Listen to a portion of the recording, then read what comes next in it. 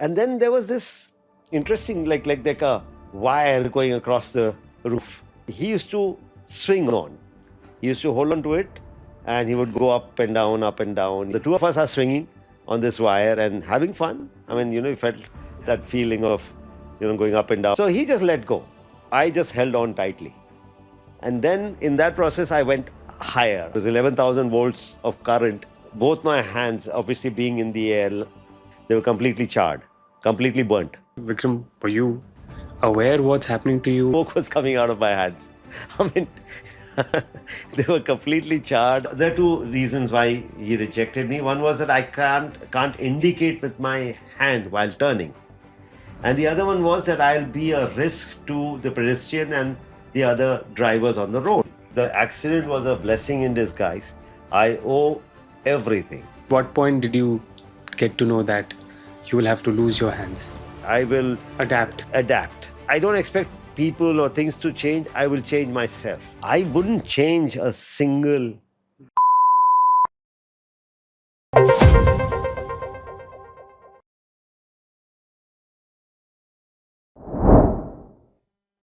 Welcome to Beyond Billables, Vikram, or should I say Dr. Vikram. Thank you, Rohan, for having me. They call you the Indian version of Billy Monger.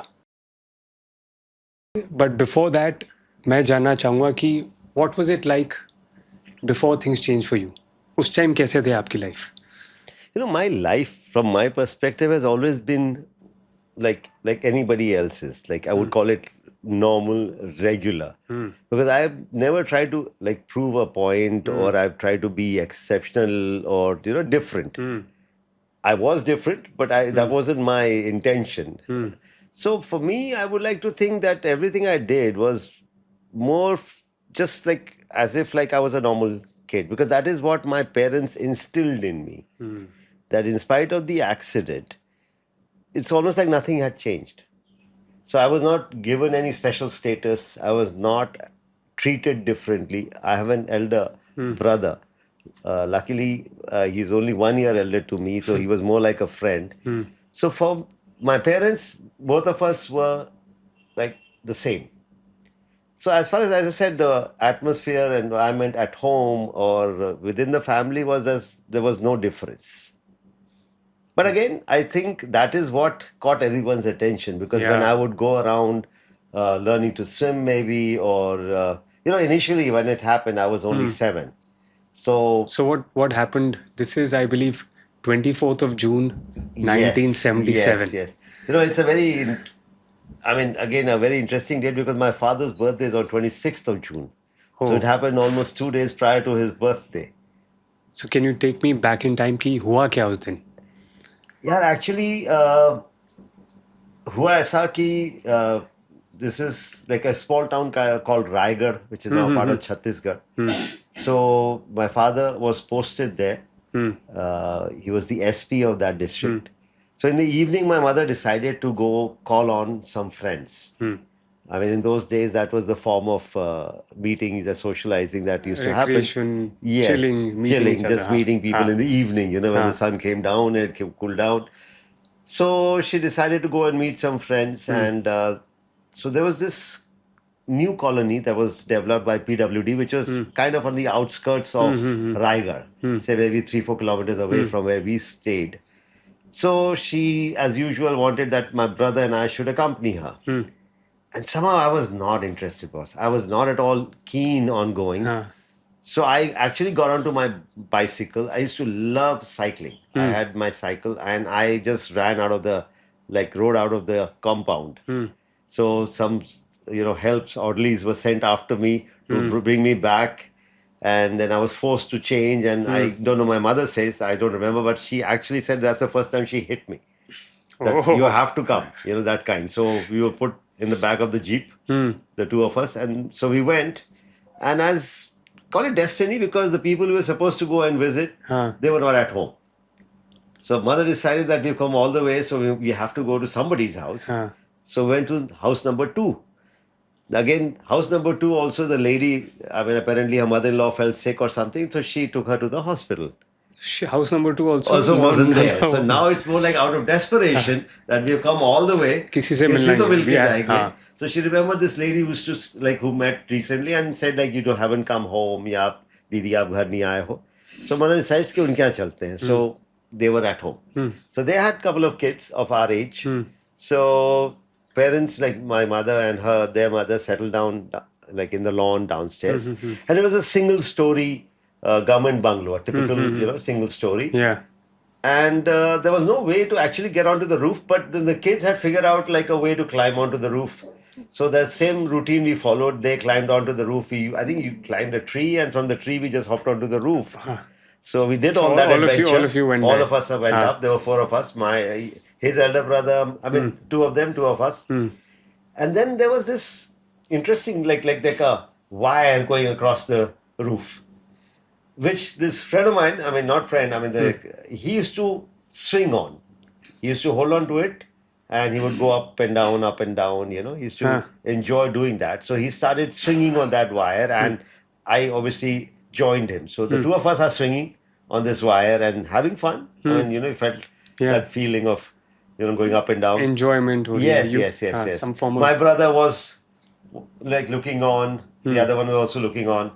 And then after a point, I don't know what got into this guy. I think it became too fast because he's always done it alone maybe. And this time there were 2 of us. So then competing sense of... So he just let go. So he landed on the roof. I, of course, had no clue, what to do. So I just held on tightly. And then in that process, I went higher. I went up because the wire became lighter. So that's when I came in contact. We didn't realize there was electricity above that. It was 11,000 volts of current. And this wire was just a guard wire.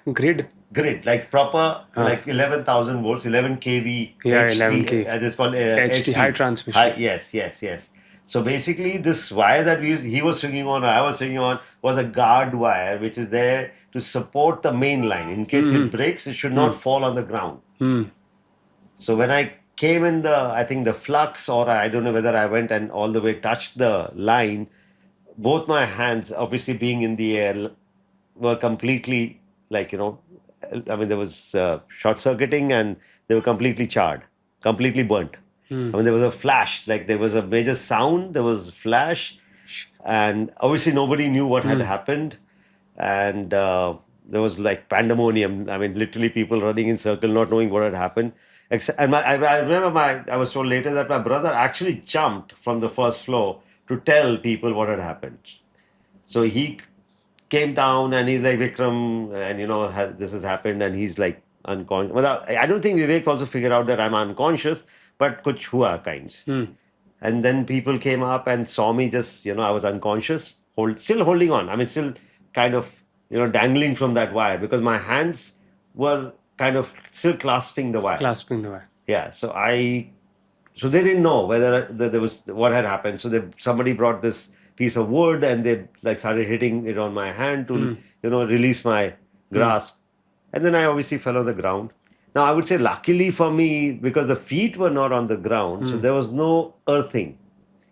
Otherwise, the current that had actually entered my body would have found earthing and would have probably come out somewhere from my leg, causing more damage as it traveled through my body. So I would say, fortunately, the impact was only till my hands. But of course, the impact was so, I would say, severe that literally smoke was coming out of my hands. I mean, they were completely charred, and that is what happens when you come in contact with electricity. It's a burn case. So anyhow, then mother called father, and of course I was rushed to the local hospital first. When they saw my state, they kind of, and of course coming, my father being the SP, they didn't want to take a chance. So they kind of told father, like, you should take him to a bigger hospital. Yeah, so we went to the next bigger one, which was probably, I think, the place called Bilaspur. And then somebody there suggested that the best thing to do is just take him to Bombay Hospital, Bombay. Because otherwise, really, sometimes what they do is they tend to just take such drastic measures that they even remove the shoulders and everything. And all this while, Vikram, were you aware what's happening to you? Were No, you conscious? I Or have no. I don't think I don't even know whether I was conscious. I know that I was unconscious because naturally 11,000 volts of current will knock any brain out. yeah, I don't think I shouldn't be laughing, but sorry. No, I think so. Now it's see, I'm laughing. I mean, Yeah, like yeah. I'm just imagining the intensity of 11,000 volts of current because what we have inside our house It's insane. is what 220, 220. and outside is 440, and this is 11,000. So we can only kind of try to imagine what it must have been like, the intensity. So I was definitely knocked out cold. I think I was, but I don't know for how long. And somehow I think maybe my memory got erased too because I really don't have much of recollection of how I landed up at Bombay Hospital because until then it's kind of not even a blur. I mean, I have no, So really. what did your parents tell you after that? Like, what did the doctors say? What should be done? Or did you wake up in a Yes. certain Yeah, condition? of course, I woke up. My hands were completely bandaged. I mean, they were like, it was wet, because they were trying to still try to revive as much of the flesh as possible. So I could see that because on either side of the bed, the hands were like quite visible, but at least they were there, right? So, and then of course my parents, I think they tricked me. I would like to believe that they kind of made it sound like nothing had happened. It's almost like, don't worry, it was a minor, And you're incident. completely okay. So you have nothing to worry about. Yeah, you'll be fine. So I think they really, I think, completely, like, Wow, in that moment, having that strength to. yes, I mean, and that too with a straight face and like in the sense not getting emotional or,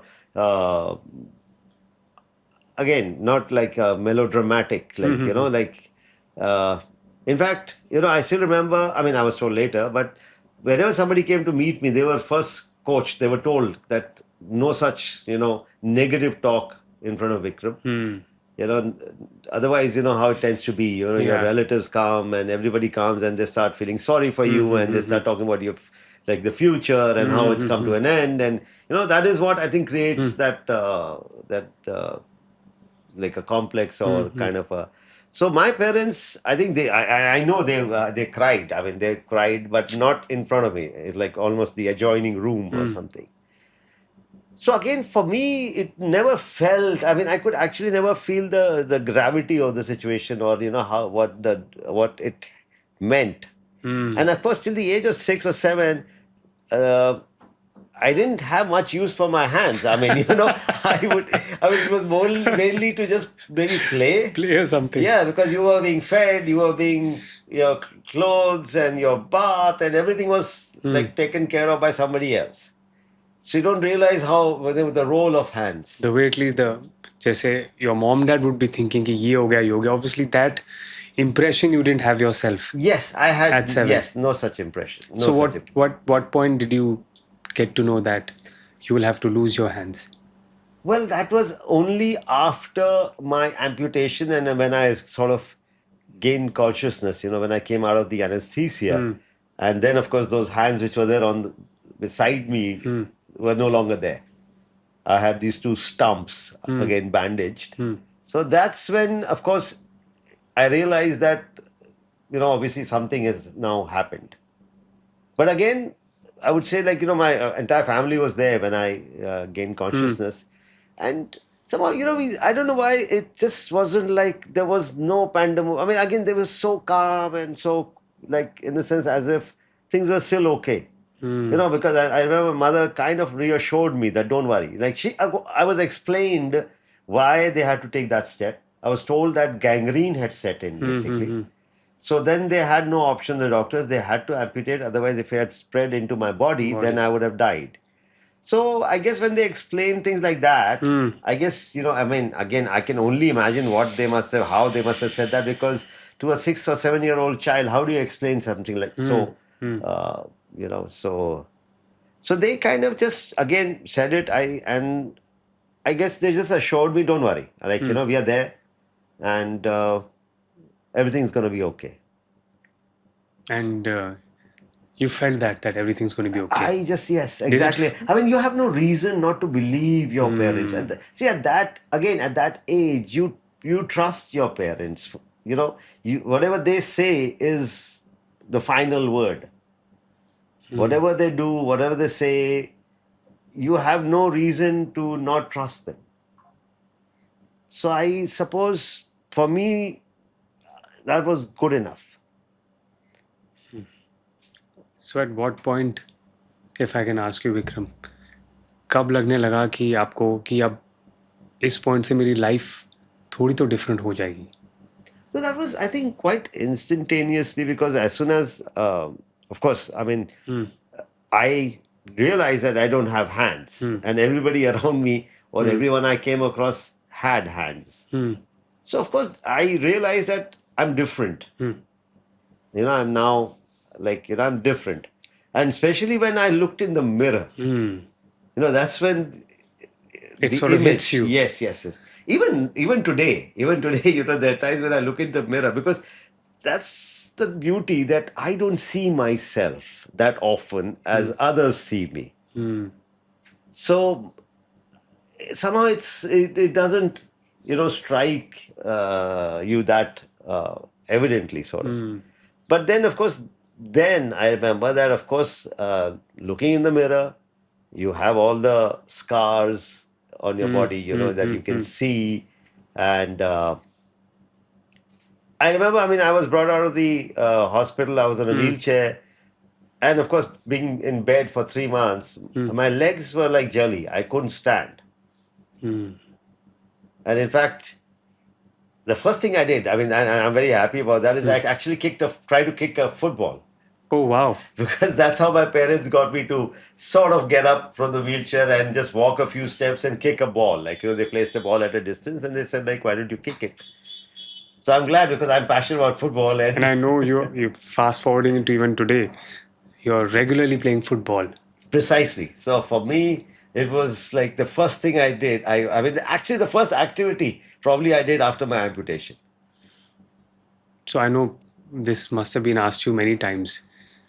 So when functionally, now let me talk very objectively, if one comes to realize that two of the functional limbs are not there, and you realized it after a point, so how did you decide that how should I live my life?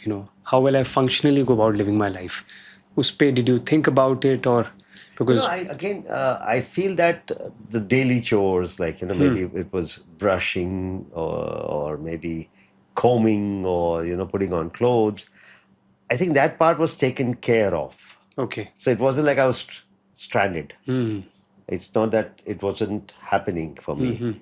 So for me, what I was missing out on was watching other kids play. That is something that I felt that I wanted to do. I mean, for me, brushing my teeth or putting my clothes, because prior to the accident, again, I wasn't pretty much doing that. So I was more like, the doubt in my mind was whether I would be able to join the people, like the friends who were playing downstairs, and whether I would be able to, kind of go back to school. And those things were, I think, more of a concern for me. And of course, by then, I'm sure somebody must have advised, or mother came across this thing about using legs instead of hands. So she did bring some, cursive writing books home. And she kind of said that it's like, I heard or something like that. I mean, I was never forced to do anything. It wasn't like, if you don't do this, your life will be, will turn out like this. I wasn't like... very gently being introduced. Yes. It was more like a suggestion. Or more like, let's try this. You might have fun. I'll make it like, more like a joke. Like, let's see how it goes. So I think she brought these books. So the thought of using the legs, I think it started first with writing. Not with brushing. You were able to write with your... No, of course not. I mean, there was no... Now, of course. I mean, it's been it's been a very long and very, I would say, eventful journey. So, but then again, it wasn't easy, and it took a long time.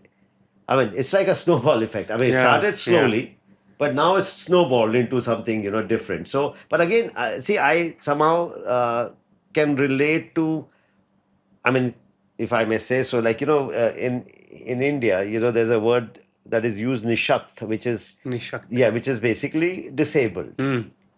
Then it was somebody came along and, said, okay, let's change this to now Viklang, which is handicap. Handicap. And then now it's now become Divyang, which is differently able or specially Specially able. abled. So my journey has gone through all those phases. I started off as a Nishakt. Nishakt means disabled, means I couldn't do anything. I was completely dependent on Others to do things for you. Yes. I mean, it was, so that is how it started.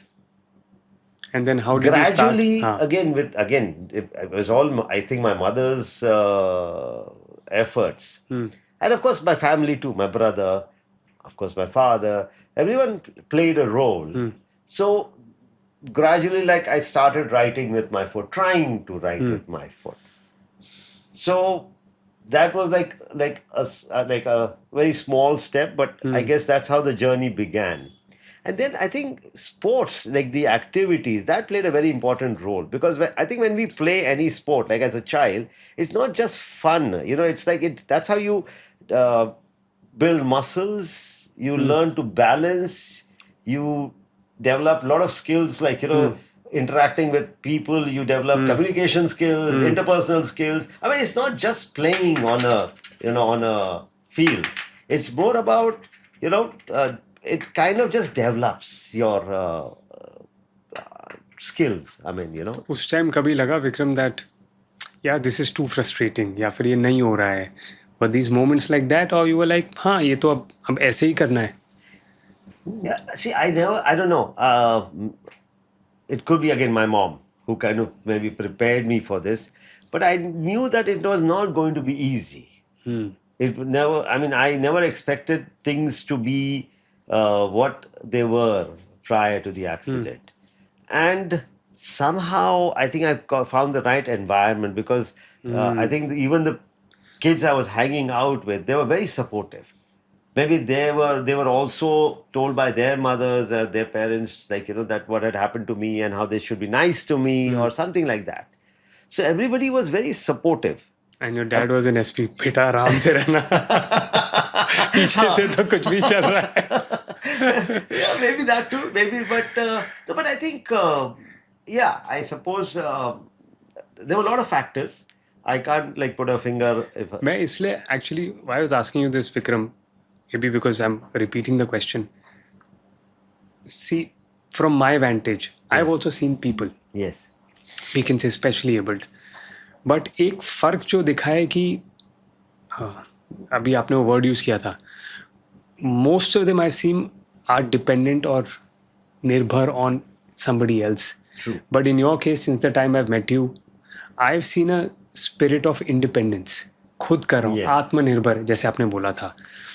So yes, it's a bit shocking, I would say, but in a very refreshing way. कि ये side कैसे develop हुई कि अगर कोई इतनी so called, जैसे हम वर्ड्स यूज़ करते हैं, ट्रैजिक वे में लाइफ हो गई, तो लोगों को लगता है हाय मेरे साथ क्यों हुआ, वाई मी बहुत. But in your case so far I am sensing एक बहुत ही positive spirit and experience around it. Of course आपके पेरेंट्स ने बहुत हेल्प की है, बट कहीं ना कहीं, इनफैक्ट क्या मैं पूछ सकता हूँ, कभी आपको लगा यार मैं तो बड़ी स्मूथली निकल गया इससे? Precisely. In fact, I feel guilty sometimes, because funny guilty. No, because seriously, touch wood. Touch wood, but it should have happened. Whether it must have happened. Sorry, if I may just. Yes, please. I mean, so this is a cool trick you just did. Because again, it happened at a younger age. So my body, my mind, I mean, they were both, I think, very pliable, I would say, very sort of, so I could just mold them the way I chose. So, again, coming back to your question, I have this now, I think, a habit where I very quickly forget and forgive or something, and if something has happened which is not like Like you're really moving on to the next moment rather than being held back by the past. precisely, Effortlessly. That's what I could see. effortlessly, कि and अच्छा I हाँ हो गया आगे हो गया आगे हो गया and आगे हो गया means बुरा भी हो गया तो भी तो आगे, भी आगे. मतलब it's not सब अच्छा ही हो रहा है. तो ये स्पिरिट कहाँ से आई है? Is this something you felt बचपन से ही, या maybe mom dad, like what would be the inspiration to have this kind of a spirit? I think again I say it's a factor of a lot of things because see, schooling again was something which was very important coming from a service class background, and when I talk to kids these days, I tell them that education is probably the only way you can actually change your circumstances. If you do well in studies, or you can really change whatever circumstances, whether you're differently able, whether you are coming from a less I would say fortunate, or like from an economic point of view Background, yeah. background it is, but education is the way. That's the way you can make a difference. So I think my parents they were very adamant that I should go to a regular school, because they never differentiated between my brother and me. So they felt that why should Vikram have to go to special school? So they must have actually had this argument or fight with several school principals and management, but because I was being rejected by pretty much, I think quite a few schools. But they were like very adamant, no, Vikram will not go to a special school. And then, of course, finally, this one particular school, a pretty posh school in Bombay, called Hillgrange High School, Hillgrange High School, which is on Pedder Road. And Pedder Road, of course. yes, so that school for somehow, gave me admission, or found nothing wrong with me, or and the principal happened to be a French national, Miss Kelly. So maybe she had a different mindset, or different way of looking at things. So she gave my brother and me both admission in her school, and also waived our fees, because my father could not have afforded that the fees, but she even waived the fees. So that's how it all started. So I found myself being accepted at school finally. So I was going to school, although initially I was not able to write, so I would just sit there, just listen to all the lessons. My brother was there beside me, and for the exams, I would give an oral exam. And truthfully, I think they just used to, feel bad for me or sorry, and I would I would be just upgraded. It wasn't like, so I was okay with that. I mean, I'm not complaining. Okay. I'm not Yeah. complaining. So again, so like I said, things just started falling in place, because where I lived in the society, I learned to skate. I was playing football. I was playing dabba ice spice, or Oh, yeah. that's Thappa and Ice Spice, yeah. yeah, no, your dabba. You keep Acha, a your dabba, dabba, and okay. it's in a circle, and you have to put your foot on that, and you say Rohan I spy, or something like that. And if somebody comes and kicks it out of that dabba, then everybody gets, is free to run. Run. Like, so it's like that. So again, so I just, started to, I learned to swim. I mean, I had never swam before the accident. But again, my parents, they used my brother, I think, pretty effectively, because they again came to me and said, okay, Vivek is going for swimming lessons, and like, again, would you like to go? So I was obviously, like, very competitive, like when it came to my brother, that sibling rivalry kind of thing. Not rivalry, I think I always thought. It's a healthy tension. Yes, a healthy tension. I always had this feeling that Vivek always got the better deal, like, so I always wanted what he wanted. So when I was told that he's going for swimming lessons, Finally, confession you made to your brother. I think so. No, he knows that. He knows that. Because earlier as children, if he wanted one toy, I would want that same toy. So the mother taught him, like, if you want the plane, go for the bus, because this fool will go for the bus. You can have your plane then. So he was also like kind of coached, and so I volunteered, and I said, okay, I would also like to learn swimming. So we both, and then of course the coach, I must acknowledge that he also took it up as a challenge, that yes, why not? You have legs, you can swim with your legs. So you, by this point of time, this would be what age now? 8. 8. Okay, within a year after that, Yes, within a year. you were playing football, Learning to skate. learning to skate Or probably skating also, yeah. or skating, And and swimming. also swimming, all in 1 year, pretty much of the incident. Pretty much. Because see, it had to happen quickly. Because see, right after, I mean, when I used to look down, like, from my apartment and watch the kids play, I had obviously lost a lot of confidence by then. So I didn't know whether they will accept me. I mean, I obviously had a lot of self-doubt, a lot of questions going through my mind, whether I would be able to also, whether they will make fun of me. It's, so my mother would say only one thing to me, is like, I mean, you wouldn't know, I mean, until you actually do it. do it. Wow. So, One of the things I've learned about fear and overcoming fear and self-doubt in my own journey is that हम अगर mind में ही फंसे रहेंगे जी, तो वहीं फंसे रहेंगे. And the way to come out of it is to take action. yes. I think somewhere in your journey or from your journey, I'm realizing that all these elements ये बहुत effortlessly and बहुत quickly flow हो रहे थे. You came out of a very, very severe incident. I won't use the word tragic. Yeah. It's a severe incident, life-changing incident. And उसके बाद you getting the right environment, you being, let's say, nudged and suggested to take action. तो normal लोगों की अगर हम गिनती में बात करें, वो लोग सालों निकाल देते हैं in being in that fear zone, in being in that zone of self-doubt. True. जो मुझे समझ आ रहा है, feel free to correct me. True.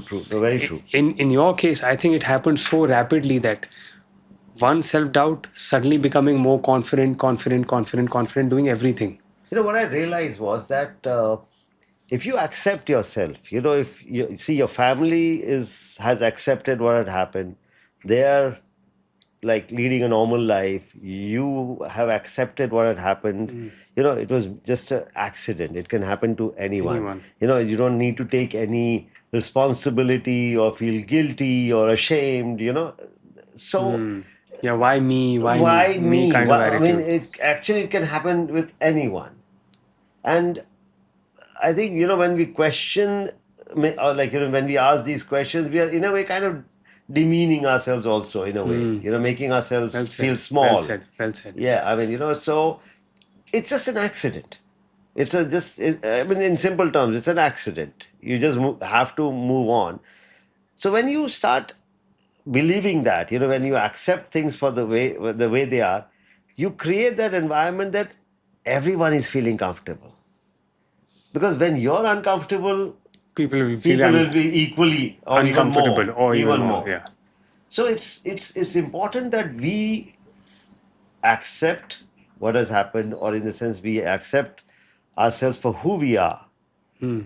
It's almost like, like a mentalist or something, like an illusionist. If you want people to focus on your problems, it'll be very evident. But you can always fool them by focusing on something else, and you kind of distract them or draw their attention to what you want them to see. You want them to focus. Yes. So I suppose, and of course, as you rightly said, I think once you get that right environment, then things really happen in a very organic, very simple, I would say, way. It doesn't take, in the sense, I don't remember, my parents ever sitting down and having this kind of a discussion or meeting. Okay, how are we going to do this? How is that going to happen? And it wasn't like, अब बेटा कैसे करेंगे हम, ऐसा कुछ नहीं हुआ. It wasn't like a big discussion. It was never made a big deal out of it. It is never made a big deal. Never made a big deal. And pretty smart parents, I have to give it. This honestly feels like that. And again, they were not overbearing. It wasn't, again, if I like to point out, when something this tragic were to happen to somebody, parents tend to become not just protective, they become overprotective. Sometimes parents transfer their fears, their anxiety onto their children. They start thinking from their brains, from their experiences. Yeah, very true. And they forget that kids are very resilient. Kids are very pliable. You know, a child can bounce back from, like, you know, literally life-altering situations. I mean, of course, I'm an example of that. I'm sorry. What example am I It's like you don't have to talk in third person. You are that child. Yes. So just given the right environment, with the right, just a nudge, not a major push. I mean, okay, maybe once in a while, but that is all that is needed. See, parents must realize that parenting doesn't mean that they have to be overbearing. They have to be like literally hovering on their Like, children's head nudge all you, the like, time. guide you like this. Yes. Keep that space open. And not transfer their anxiety and their, whatever experience. You know, I'll give you a very stupid example. Sorry. Like a lizard. I think, we're all so scared of a lizard. It's not harmed anyone. It's not like it's a tiger. Yeah, but people go berserk. Exactly. They go berserk. I mean, so that is something that has been handed down. It's just been handed down for, I guess, no rhyme or reason. So I suppose that is what needs to change. I mean, when it comes to parenting, yes, you have to be there just to make sure that, there is no, any kind of major risk involved in certain things. But at the same time, you have to let go. Imagine swimming without hands. I mean, come on, that can be very scary. I can drown also. Wow. So I suppose that was the best thing my parents could have done, is not actually hindered, let's say, or like, said, nay, you can't do this, or you should not do this, or like, nay, you'll hurt yourself. What if this were to happen? What if that were to happen? But they didn't create these kind of doubts in my mind. It was almost like always like, yes, you can do this. It's almost like, that's why I feel that if somebody can do something, so can I. Because that has been our philosophy. That if it can be done by XYZ, why can't Vikram do it? So I really feel that those initial, say, 2-3 years, because then your brain kicks in, your body kicks in, then you're like, you start then yourself experimenting. Us time, Vikram, when you were like with your friends, you said environment was normal. A boy goes through also his hormonal phase of, being attracted to the opposite gender. At that point of time, or maybe sometime close to turning 18, did you start feeling that, ये life थोड़ी हो सकता है tough है, it's a bit different, or this mindset that you just spoke about, moving on, that kept you going? So what was that phase like? Yeah, I guess, when we came to that stage in life, I had become pretty confident, and I suppose that was quite evident. So I had a lot of friends, a lot of female friends also. But the only concern that I had was Can you say that again so that Prachi listens? No, I think Prachi is quite familiar with that. So I have nothing to hide. But the only concern was that it shouldn't be out of sympathy or pity. If somebody... I don't think that was the case. I mean... No, but again, that was always my concern. That I should maybe intentionally or unintentionally not play that card. That the person finds themselves in a very awkward situation where they don't know how to... करना पड़ रहा है for the sake of it. करना पड़ रहा है. So I would stay a little restrained. I would keep myself a little... I mean, I was, again, as I said, very popular.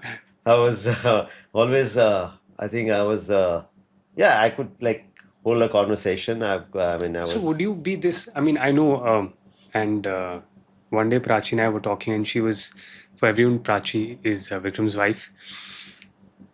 She said something, and I still remember, that you really have this ability to just, walk up to anybody, strike a conversation, have a really good time, as if आप बचपन से दोस्त हो. Yes. Of course, that may be one of the reasons why there's been popularity in your life. I'm thinking, had that incident not taken place, things would have been Would you have been this confident, No. this Vikram today? No, not at all. Not at all. In fact, I wouldn't change a single thing because I literally, I think the accident was a blessing in disguise. I owe everything to that incident. And I would go to the extent that was the best thing that could have happened. Wow. I mean, otherwise, life would have been pretty mundane and very. I think you were meant for adventure. I was meant for adventure. I think I was. I mean, it's something that happened on the way. I mean, Yeah. it wasn't the Of case course. in.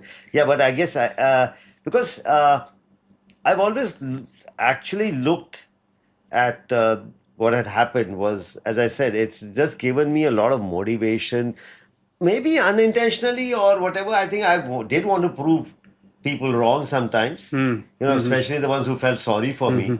So maybe that was also like a motivation for me somewhere in the back of my mind.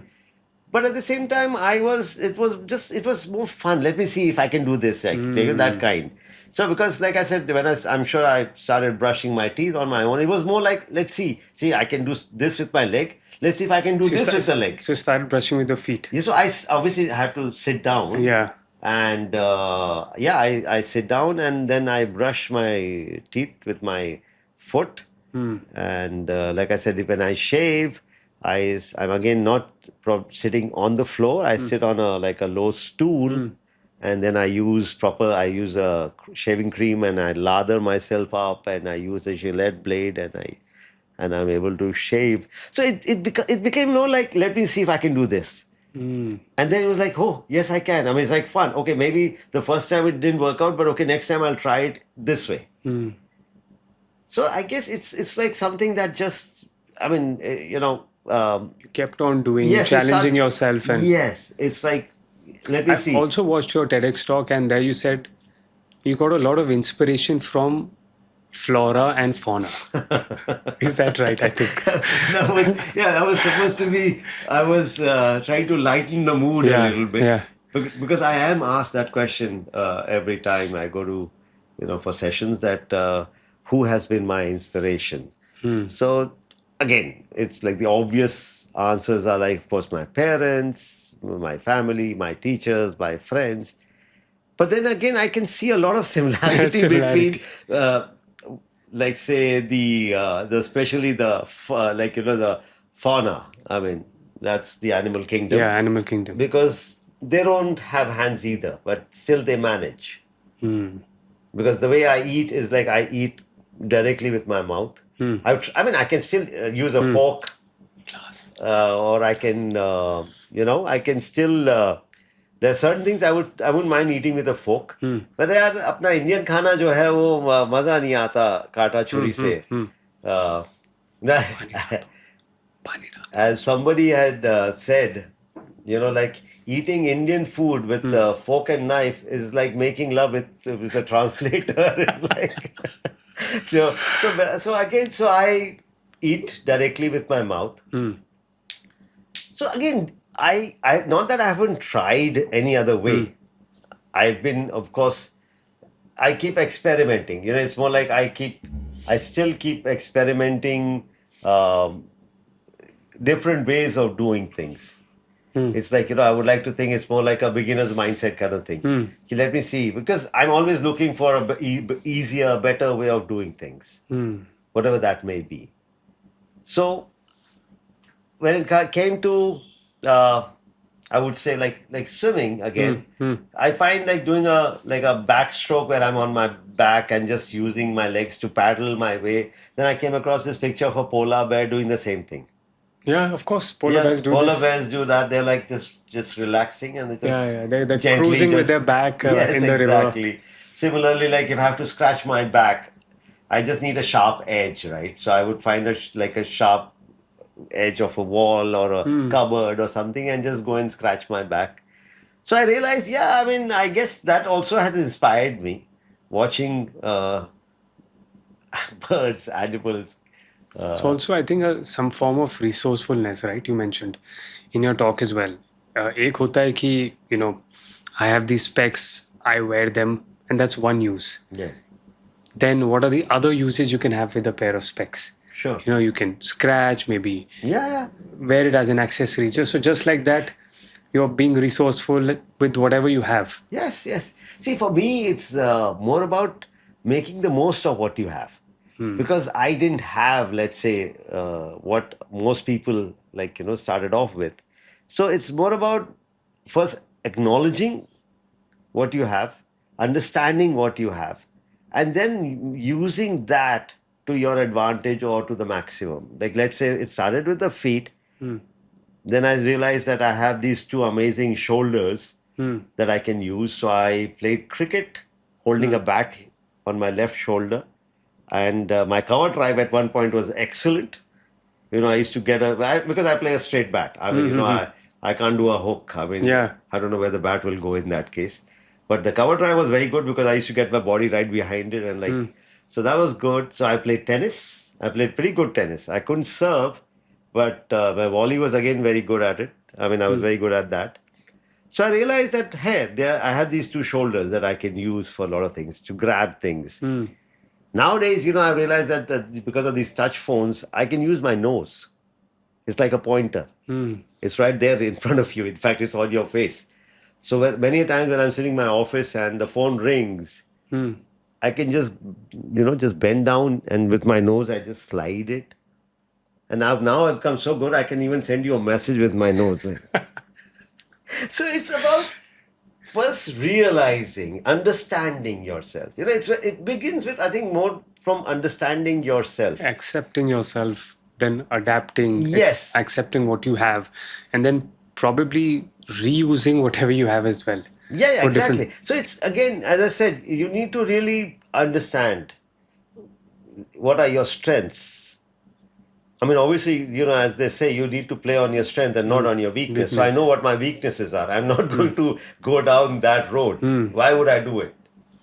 So the idea is that you first understand what are your limitations, what you're good at, and you obviously build on what you're good at. And of course, try to eliminate whatever limitations or whatever your shortcomings are. So the idea is, so I mean, it's I don't know. It just requires a little more sense of, how do I say, conscious understanding of things and observing things and being more aware, being more mindful of it. Yeah, I mean, not just walking through life without any knowledge or idea of what is, out there. I know you challenged yourself to another extent when I think you decided to go for driving. And I read that you're the first bilateral amputee to get a permanent license to drive a car. So how did that happen? वो कैसे हुआ कि you decided that अब गाड़ी भी चलानी है, अब swimming भी कर ली, अब गाड़ी भी चलानी है? See, again, I wouldn't claim that it was my idea. In the sense, we knew that you can drive, with your legs, because people abroad have been doing that. People abroad have modified their cars and have been driving with a license. But somehow I kept postponing it, because we have the option of getting chauffeurs, drivers, we can have one or two, as many as we want.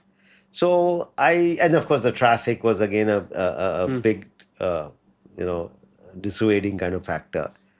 So initially I would say I had drivers, or again in the evening, if I needed to go to a party, my friends will pick me up. If I needed to go play football, again, they will pick me up, drop me back. So that went on for obviously a very long time, because I actually started driving at the age of 45. So prior to that, I was managing, and the word is managing. Managing. And at times I didn't like that, because there were times when either my friends got delayed, and because of that I had to wait for them to pick me up, and that really irked me. I mean, I was I would get very irritated by that fact. And of course, sometimes my driver didn't show up, so I had to change my and entire... वो dependency create भी हो रही थी. Exactly. So it is very frustrating to be dependent on others. And I guess, like my parents' vision, I think after my accident was to see me independent, not like, depend on others for anything. So Anything. this was I would say, one of the only departments where I was still dependent. And of course, then, and we knew that there were options available. It's just that I don't know why we didn't choose to exercise those options. But I guess there came a time when it was like enough is enough. I think now we need to just do something about it. So basically, I needed an automatic because naturally for me to drive a manual is just not possible because both feet are engaged, on the pedals. So first I needed of course, a car, and then of course I needed a license. Of course, initially only the foreign cars had the automatic transmission, which cost a lot of money, and one wasn't sure whether you'll get a license or not. So it would have been a risk, like a financial risk, that you bought a car and you didn't get a license. So then it's like, and then of course gradually a lot of these Indian manufacturers started introducing automatic transmission in their small segment also, like so they were like around 5.5, 6 lakhs. So that was, I think, something that we thought like, yes, let's give it a shot. Of course, the license was always a big deterrent. I mean, because we weren't very sure whether I would be able to actually get a license. And I think that's where my LLB honors really came to my rescue, because I was actually doing an LLB honors I enrolled in 2014, and this all started in 2015. And somehow I was comfortable in reading the enactments and, going through laws and the Motor Vehicles Act. Yes, so I read the Motor Vehicle Act, and that gave me a lot of confidence, because then in the Motor Vehicle Act, it does not actually disqualify people from driving without hands. Nowhere does it say that you can't use your legs or you have to drive with your hands. In fact, there is a segment. There's a provision under the invalid carriage. It's an invalid carriage, IVC. Differently abled people were being issued licenses, but there was nobody without hands who was ever issued a license. And again, didn't disqualify me still. And all it said was that there's a driving test. Whoever qualifies, gets a license. So I realized that all I need to do is my driving has to be good. I mean, my driving has to be perfect. Yeah. And then nobody can deny me a license based on my physical limitation. So I said, fine. So now we need to practice. So I need to buy a car first. So I actually bought the car first. So you took a lot the of risk. people who come to me for advice, they're like, yeah, I took the risk. So a lot of people actually come to me for advice, and I tell them, you need to practice, man. So, I mean, you can't do it in other people's cars because, it's not safe. For them. For them. Safe for you. Safe for you, but not for them. So, you need to either find a friend who has so much faith in you. So, anyhow, I bought myself a car, and twice only I kind of did this test, a trial. No, but I think prior to that, there was this friend of mine. There is a friend of mine, Animesh Soni, lives in Indore. He and I used to go to the gym to work out. So he had this Wagon-R manual, and I shared this thought with him, like about driving and what I needed. So he said, "Why don't we practice on the Wagon-R first?" I'm like, "How's that going to happen?" So he said, "It can happen." So what would happen is that he would come to pick me up and slide over to just put one leg across. So he's kind of sitting on top of the handbrake. Like and this on one leg on the side. over, Yeah, one leg. So then I would get in from the driver's side. So he kind of would change the gear by pressing the clutch, and the gear was between his legs. He would change the gear when I would tell him to, or And you would take care of the steering. So then I would take care of only the steering and the brake and the accelerator. So it became like he became my automatic transmission. Oh. So that's how, we started, and the very first time, it seemed that this is possible. This can be done. It's quite easy. Because See, you need to remember that by then I was, as it is, using my legs for, I think, much more delicate things, and I was using my legs quite efficiently. Yeah. So the control, the muscle strength for it, the way to balance it, all Yes, was there. it was all there. And what actually I thought was that I wouldn't be actually required to drive the way I drive right now. Right now, my leg actually is up on the steering. Hmm. Because again, the videos, and I mean, what I heard about or read about people abroad, they had got their cars modified with something called like a foot steering. So there is a steering on the floor. It's like a disc on the floor. Oh. Because you have electronic power steering, Yeah, right? yeah. So you're just finding a parallel port. So both the steerings are there. So when you're actually steering the disc, even the original steering will be turning. So that is what was in my mind, that I would buy this car and I would get that modification done. And so I went ahead.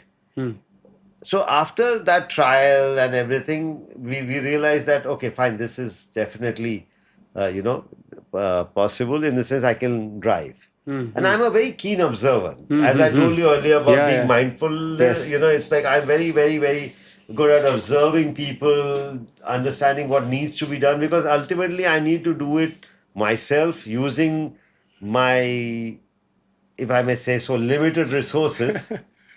But I'm a very keen observer. So I've been noticing people drive, and I seem to have a knack for driving. I think I've been very passionate about motorsports, and again, I've watched it with a lot of keen, interest. So I knew what was needed to drive For a the car. driving, yeah. So it was already like something that I've gone through in my head over and Over over and and over and over over and over again. again. So I was, like, as I said, I was mentally prepared, and as I said, like, once, So mental simulations have already taken place. So now when yes, you actually do it, it's way easier than anybody who's trying it for the first time. very true. We talk about like visualization. Yeah. We talk about, so that I do almost for many a things. Before I walk into something, I've already visually gone through all the scenarios. I'd like to believe that I don't like to be surprised about stuff. So when it came to driving, it was pretty much the same. Because, see, for me, adaptability is like a survival, like, trick. I mean, for me, Yeah. to adapt to any environment, and the faster I can do that, the easier things become for me. So then when you found that in the Motor Vehicles Act there is no prohibition, Yes, yes. then did you face any challenging? So what happened to the driving test? So again, so I bought myself a car, and again, talking about faith, and my parents had in me. When we went to the showroom, I mean, like I said, they just went, and like, father sat next in the co-passenger seat, mother went and sat at the back, and I was asked to, like, this is your car, you need to drive it out of the showroom also. And by then I think 4 times I must have driven a car. So they tell me to pull out of the showroom, and how congested those Yeah, yeah. showrooms can be. And then onto a fairly busy main road, like AB And it's a Road, as it's brand new called. car. And that too It's in a a brand new car. car. That too in a brand new car. And without the modification. I made a small modification now, where I have another, like a parallel accelerator on the left-hand side of the brake pedal. Like automatic, you have accelerator on the right, brake pedal in the middle. Mine has another accelerator on the left-hand side, because I'm using my left foot for acceleration and braking.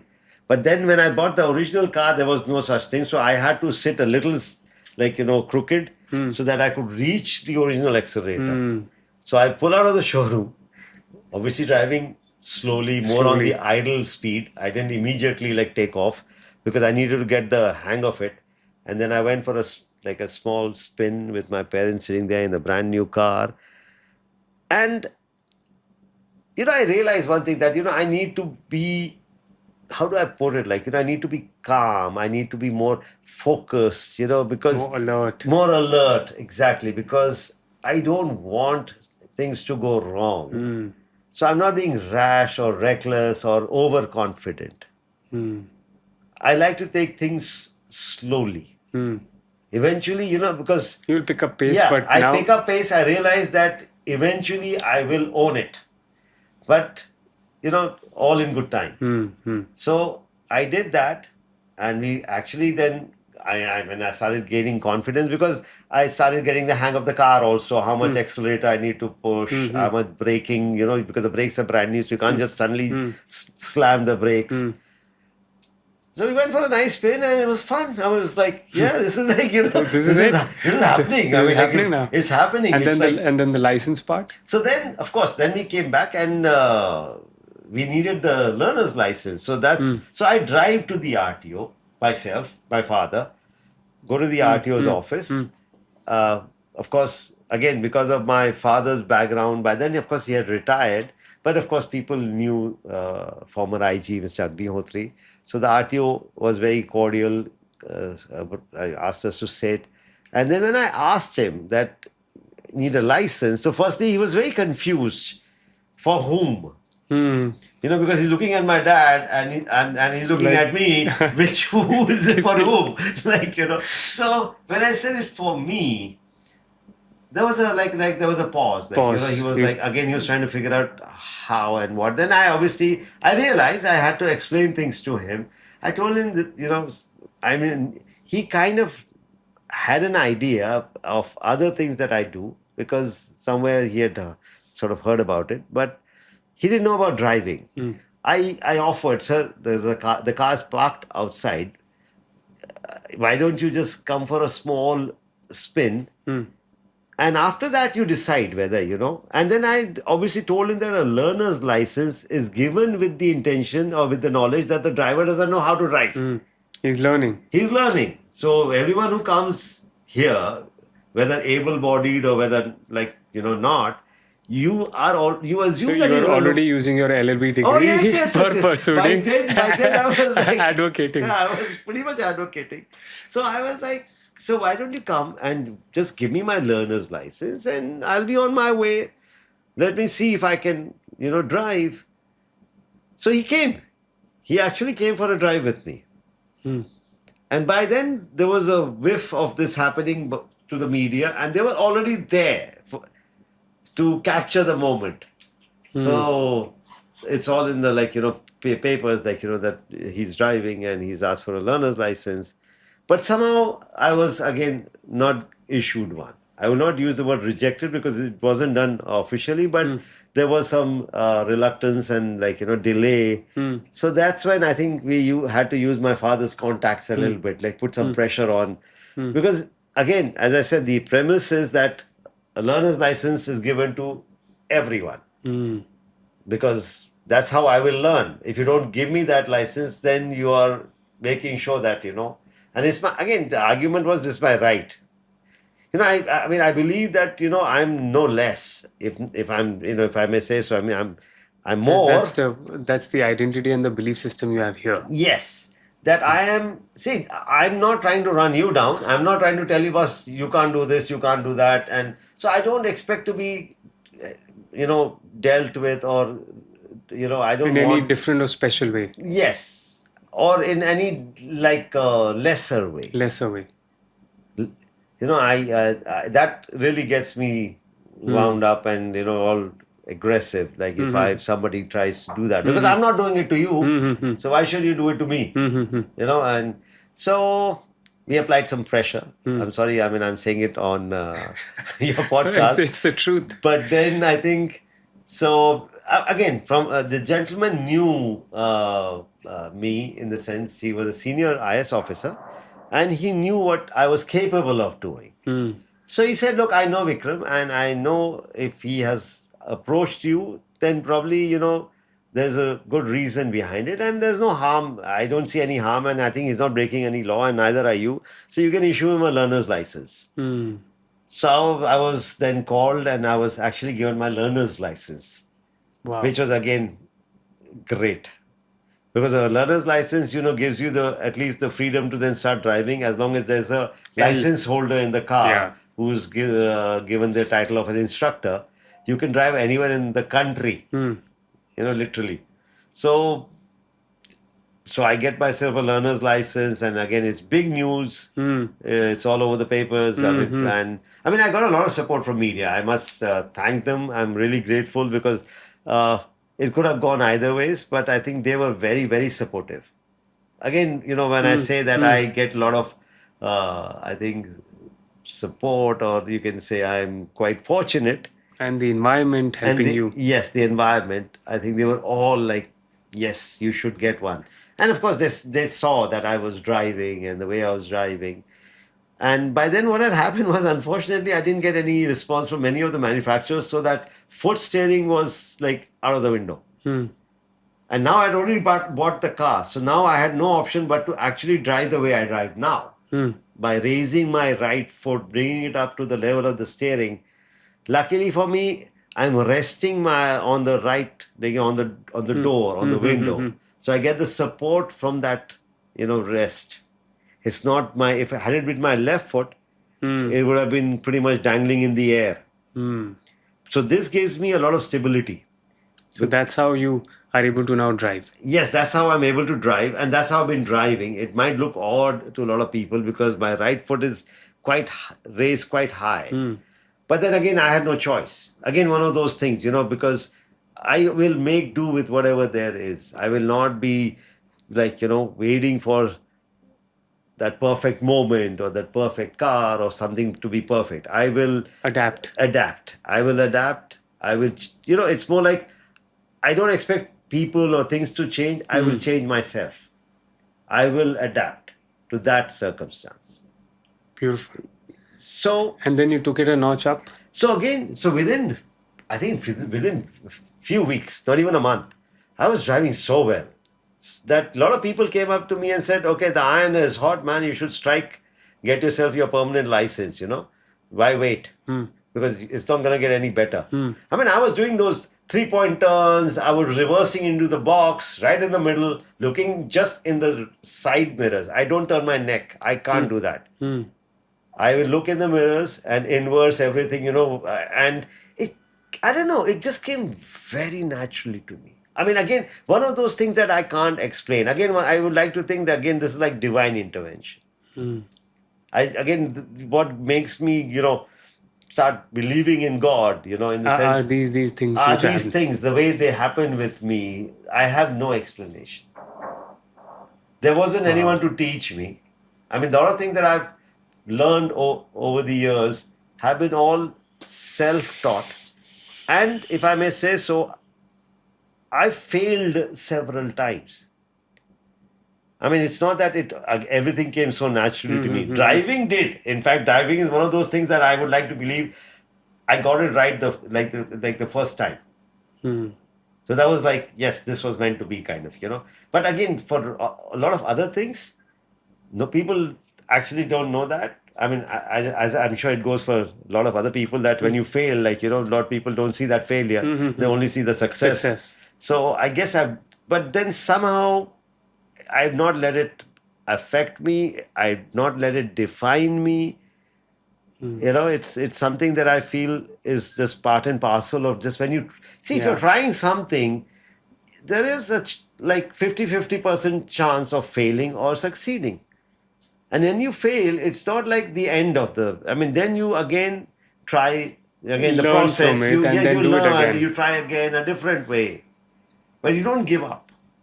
That is what passion is. I think, for me, passion doesn't mean getting things or easy.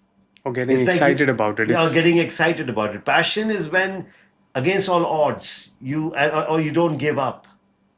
And you keep pursuing it, all those sleepless nights. It's like that is true passion. That is what people use the word passion so casually. It's like, that's my passion. No, it's not. I'm sorry. That's not your passion. Person saying that's my passion. It's a complete contradiction. So now I'm back to the RTO and I'm like, boss, you can take my test. Because I think what he must have thought is, this guy is going to go and the josh hai thanda ho jayega. जो भी hai, so I wouldn't have to But I think he had by then done some research also, and he found out that nowhere in the country a license was issued. Otherwise, again, might have made his life much easier. And I think it's unfortunate, but in India, when it comes to interpreting the law, the gray areas, our authorities, our they find it easier to just go the negative way. Negative way. Because they feel that if they went the opposite way and something were to happen, it's their neck on the line. They will be answerable. Yeah, I would say not the negative in the sense, but go the standard way. How they've gone on, there is proof, there is precedent. They don't want to stick their neck out. Yeah. They feel that, I would rather violate your right or not, than actually say, okay, why not? It doesn't. So in spite of all the, convincing and everything, and my tests were so, I would call them nerve-wracking, because imagine now you're there for your final test. So you have close to about 12 maybe odd media personnel, people outside with their cameras going and trying to get as close to the car as possible. And I'm like, please, if I run over your foot or something, I'll fail the test. I'll fail the test. And then I have a person sitting beside me. I've got 3 people sitting in that tiny little car. It's like packed with their cameras out, their mobile phones, capturing every moment. So I don't think you can apply more pressure than this. You're there for your final exam, and it's like being and all your invigilators are next to you. Yes, and you're being scrutinized so microscopically. So that is, again, I think, I'm sorry, again, one of my qualities, I'm able to block all that, because I've been doing that all the noise. Yes, because I've been doing it ever since my childhood, because whenever I went out, I know people are staring at me. I knew people literally, talking behind my back, feeling sorry for me, in fact. Some yeah. So I learned to block that noise. Wow. I learned that because I used to get nervous. So I realized that by blocking it, that's my mechanism for it. Finding some kind of, peace, or I could actually then. So I could block. I just said, fuck, I said, you guys, you guys don't exist right now for me. And the other thing is, I started enjoying it. Yeah. So all the challenges that were given to me, in fact, they took me to a special track, which is meant for truck drivers. So there are mounds there. So it's a bigger track. It's a bigger track. There are more obstacles. Like a regular person gets a license, not even by sometimes, earlier they would get it even sitting at home. Forget about going for a driving test. So I was taken to this, track. So like I said, there was this mound. So I was asked to go up, stop halfway. Then again, start. Then come on to the other side, stop. So I don't know, and then I started having fun. I'm like, should I do this? Should I do that? And I think they realized he was... He unfazed hai, isko de do. They do means we can't reject him like this. Nahi tha. And he's capable. He's capable. In fact, they used to feel sorry. They used to feel bad. They used to apologize that we can see, that you can drive and, drive better than most people. But we have our limitations. So then I asked, what is, the limitation? So there was some problem with the Motor Vehicle Act. The definition of IVC was very, again, limited. It kind of restricted them. And that, it kind of said that any kind of modification or any kind of change, for that only the original manufacturer was authorized. And I, as the applicant, had to get a certificate from them of that modification. So that was not possible. And without the certificate, this person, the RTO, could not issue a license. So then I realized, okay, the problem doesn't just lie with him. It also lies with this provision getting a certification or this act, from the manufacturer. Yeah. So that's when then I kind of took it up with, say, more competent authorities. Like first I went to the politicians also, like the state politician. I explained to them. they said, okay, let's see what we can do about it because it's a central act. So Yeah. whatever modification needs to be done, or if there's a problem, it has to be done by the center. Central. So then suddenly one day I found out that the Minister of Transport, Mr. Nitin Gadkari, was coming Mr. to Gadkari, Indore yeah. for an event. So I said, this is a good opportunity for me to like approach him. So again, I went. My friends from media were there covering that show. So I went and explained. They also started like, telling him ki how well I drive and how. So I again that also helped. So he assured me ki yes, I think we are aware of the problem and we are finding some way that we can. So I was happy, but at the same time, I thought like this is like a typical politician saying that look, we'll do something about it, and I'm sure. So I was prepared actually to fight till the end. As I said, I would have. Mentally you're saying कि अब तो इसको लेके ही रहना है. हाँ, लेके रहना, because I see based on my physical challenge, you can't deny me. That is, I mean, unacceptable. That conviction you already had. Yes, that is unacceptable. And I would call them out every time something like that happened, because I remember once, literally, poor chap, I mean, the RTO, I feel sorry for him. There was so much pressure on him that he actually rejected me officially, because there was a lot of pressure. Either give it to him or reject him. Because it's only then that I can challenge it further. Yeah. I have to, the due course of legal, Yes. So he rejected me. Now he didn't have any grounds. There was no provision, section, or anything that he could quote. So what he wrote was that there are two reasons why he rejected me. One was that I can't indicate with my hand while turning. And the other one was that I'll be a risk to the pedestrian and the other drivers on the road. Yeah, that sounds like the main reason. Yes. So I was very happy. Boss, this is like, you've given me a lot of gunpowder now. Like, I can really. So I went to him that this shows your bias, towards me. Because firstly, who uses hands to indicate now? You have an indicator, the AC is running, the windows rolled up. We tell kids not to stick their hand out because it's not safe. You're asking, nobody does this now. Who does that? And it's not safe. Somebody is just going to go past and take that hand away also. Yeah. So that is again something that is completely, sort of... without basis. Without basis. And the other one, I said, how did you arrive at this that I'll be a risk? Because do you have any data to support your claim?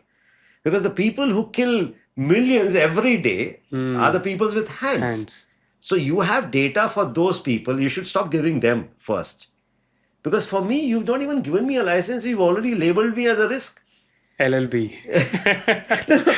So they used to feel very sorry for it. Because that was mean on my part. Yeah. Because I used to say, this is precisely what I'm fighting against, the mindset.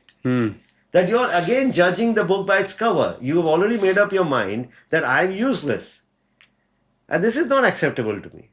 So I actually, in my mind, I was, my family, that was like literally a mission, a battle. Like I used to wake up to every morning.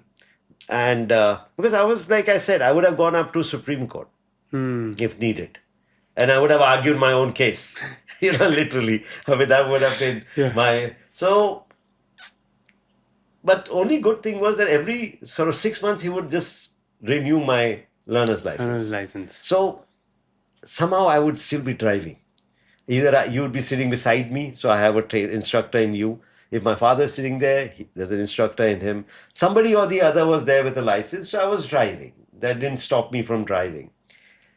But then by then, now he's avoiding my calls. He's no longer like speaking with me and in the sense not responding. Yeah.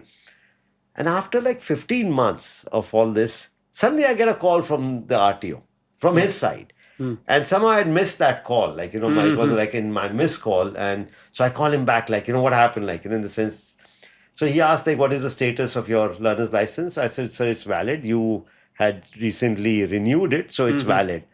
So he goes, ek kaam kariye, like, kal aap subah aa jaiye, so that मैं कल शाम तक आपको license, we have to, like, we're going to issue your license. I'm like, क्या बात है? I'm like shocked. I'm like, seriously, I'm like, I don't know what to say now. Because I didn't expect them to suddenly yield, like, so quickly. Because in India, 15 months is like a very short period. And specially आप अपने mind में gear up कर रहे थे, maybe I have to fight this issue all the way up to Supreme Court, and then suddenly this positive news comes in. Positive news comes in, and it's like somebody came and just took your struggle or your fight and says, okay, sab theek hai, like chalo Take chalo it and chalo, throw ho it gaya, out. chalo Okay. license pakdo, like.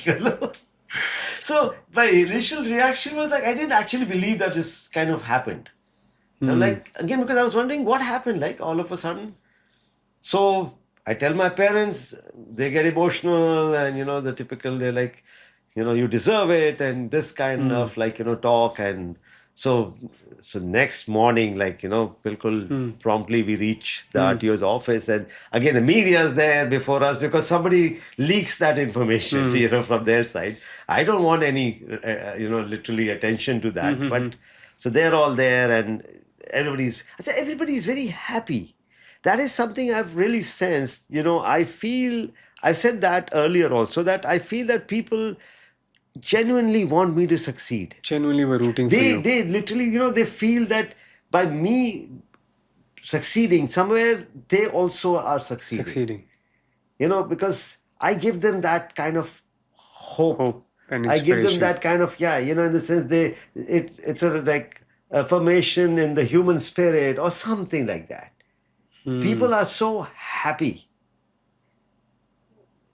I mean, Yeah. I feel so humbled by that also. That it's not like I'm never alone in my, In this. it's in like in any kind of, whatever endeavor I'm doing. I have, and that's like become my mindset. That's when you said earlier that I can just walk up to somebody and just start a conversation, is because I believe everybody is my friend. When I walk into like any kind of an unknown environment, I walk in with a mindset that everybody is my friend. Wow. I mean, I don't feel alone. I don't feel like, I'm among strangers. Of course, I have a smile on my face. Yeah. That is also disarming and maybe disarming, and I always have broken the ice. Ever since childhood, ever since the accident, I am the one who has actually walked up and I've either told people what has happened with me, because I feel like, they are kind of either thinking already, or they want to ask, but they are not able to. So I'm the one who always breaks the ice. I'm the one who makes everybody feel comfortable, because I feel that they are somewhere a little nervous.